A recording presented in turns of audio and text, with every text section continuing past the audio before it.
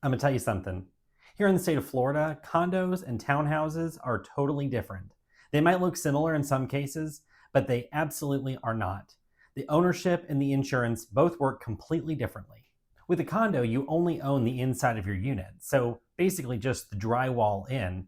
The condo association owns everything else and they maintain everything else, like the roof and the landscaping and the siding, which is why, in a lot of cases, condo fees are higher than fees with townhomes.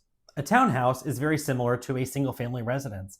Typically, it's fee simple ownership, and you own everything. You own the entire structure, and you are in charge of the outside maintenance, including the roof and the siding. Now, in a lot of cases, townhouses have HOAs that do maintain some of those outside elements. However, it's different than condos because you do own them, even though someone else keeps up with them. Now, here's the big difference between the two in Florida, and that is insurance. With condos, you only own from the walls in, so typically you only need interior coverage, and the HOA takes care of purchasing the master policy that covers everything else, all the major stuff.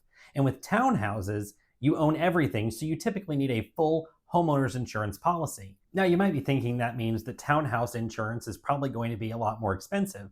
And yes, while that is true, keep in mind the master policy that the condo association has to buy is very expensive, and it's gotten even more expensive since the Surfside collapse in South Florida several years ago.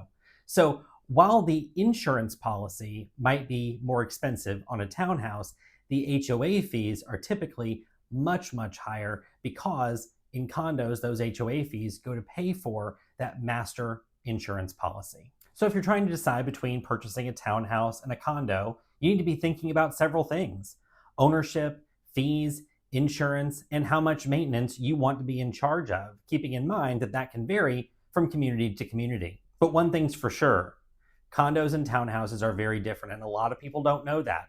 Now you do.